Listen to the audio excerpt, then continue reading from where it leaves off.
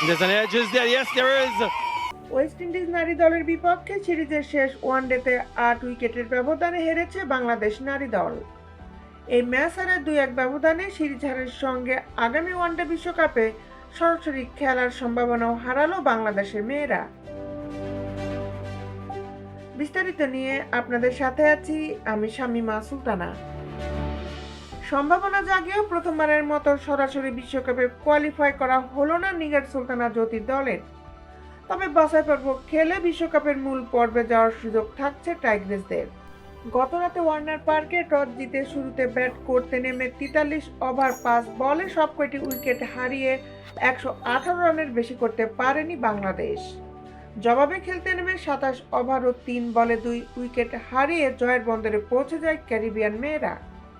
এই ম্যাচ দিয়ে নারী চ্যাম্পিয়নশিপের এবারের চক্রের খেলা শেষ করল বাংলাদেশ, যেখানে 24 ম্যাচে 8 জয়ের বিপরীতে 11 হার বাংলাদেশের।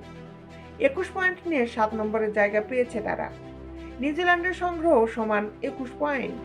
স্বাগতিক ভারত সহ টেবিলের শীর্ষ 5 দল সরাসরি ওয়ানডে বিশ্বকাপে খেলার সুযোগ পাবে। ভারত টেবিলের 2-এ থাকায় 6 নম্বর দলেরও সরাসরি সুযোগ হচ্ছে।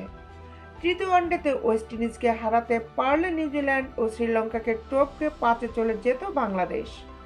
আর সেটা করতে পারলে বাছাই পর্ব ছাড়াই বিশ্বকাপ খেলতে পারত টাইগ্রেসরা। এদিন 119 রানের লক্ষ্য তাড়ায় উড়ন্ত শুরু করে ওয়েস্ট ইন্ডিজ। ম্যাথিউস 22 রান করেন আর জোসেফের ব্যাট থেকে এসেছে 39 রান। এরপর বাকি কাজটা সহজেই সেরেছেন শ্যামন ক্যাম্বেল ও ডান্ডি ডটিন। ক্যাম্বেল অপরাজিত ছিলেন 25 রানে আর ডটিন করেছেন অপরাজিত 33 রান। এর আগে শুরুতে ব্যাট করতে নেমে ভালো শুরু পেয়েছিল বাংলাদেশ। মুর্শিদা খাতুন দ্রুত বিদায় নিলেও সেই ধাক্কা সামলে বড় রানের পথেই ছিল বাংলাদেশ। বিশেষ করে ফারজানা হক ও শারমিন আক্তারের দ্বিতীয় উইকেট জুটিতে 62 রান তুলেছিল। 3 উইকেটে 94 থেকে 118 রানে অল আউট হয় বাংলাদেশ, অর্থাৎ শেষে 24 রান যোগ করতে 7 উইকেট হারায় তারা। ক্যারিবিয়ানদের হয়ে 4 উইকেট শিকার করেছেন কারিশমা রামারা। দেশ বিদেশের খেলার আপডেট নিউজ পেতে আমাদের সাথেই থাকুন। Justice sports, Dhaka.